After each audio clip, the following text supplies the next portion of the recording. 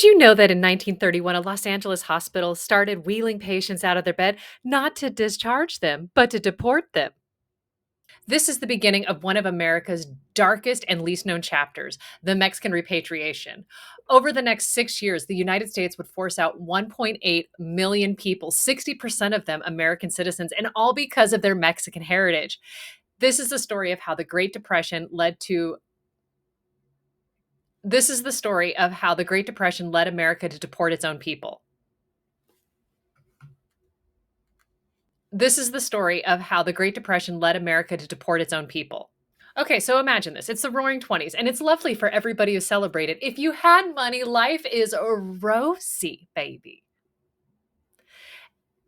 But then we get something from the National Drought Mitigation Center. They share that due to low crop prices and high machinery costs, that we have this submarginal land that the farmers had that they start using it for production. The farmers also started to abandon, soil conservation practices. I bet that's not going to be relevant later.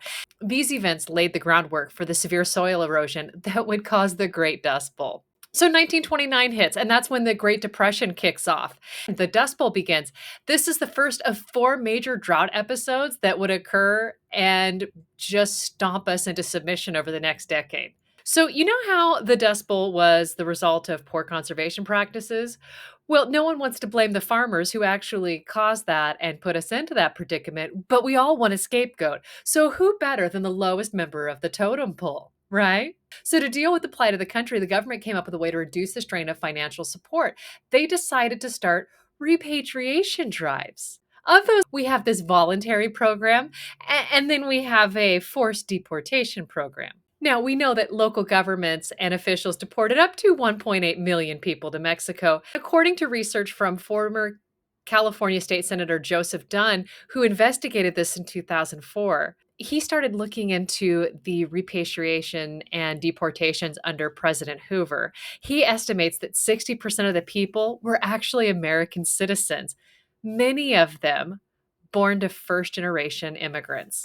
So we have Mexican labor. They're willing to work for wages that are less than what natives are going to accept. But then during the Great Depression, the low wages became the norm. And this made the Mexican unpopular among low paying jobs. And he was also an equally unwelcome candidate for relief, the same relief that he'd been paying into. So the logic is that these Mexicans and Mexican Americans are using resources and working jobs that should go to the Americans of Caucasian ancestry. And they're putting a strain on the resources of an already strained system. But if we're able to, I don't know, remove them, then we suddenly don't have the strain. Now, the problem with this is that somebody sharpened their pencil and did some unfortunate math, and we're able to see that the average cost per family for executing a repatriation is $71.14. This includes food and transportation. Now, this is 1931 money.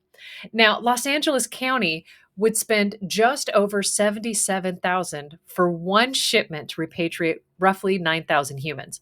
It would have cost them roughly $500,000 to supply the same amount of people with the support money and welfare programs that they were entitled to.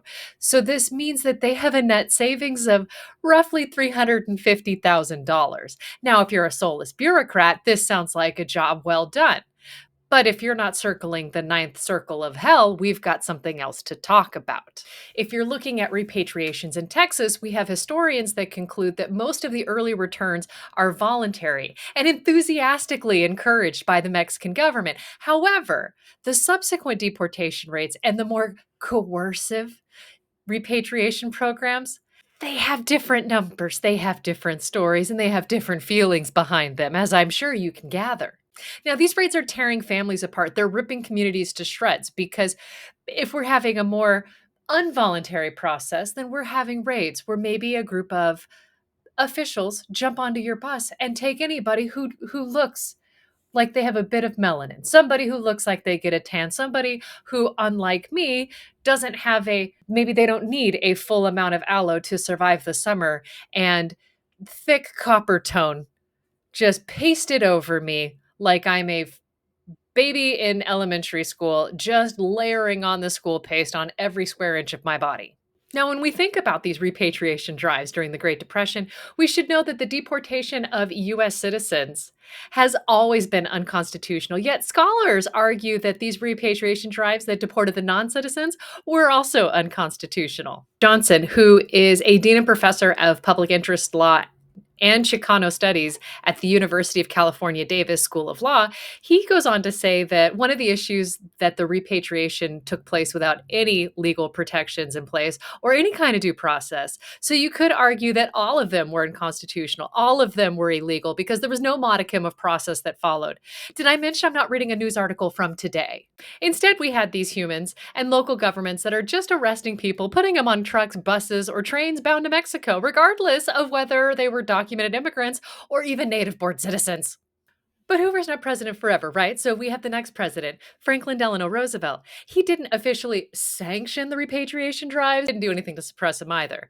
So these raids continued under his administration, and nothing died out until World War II. But that's when we had things that changed because the US began recruiting temporary Mexican workers through the Bracio program because it needed wartime labor. And if you're wondering and you want to hear a full story, a full deep dive, and to hear me fully lose it, it's episode 117, Lincoln Bio.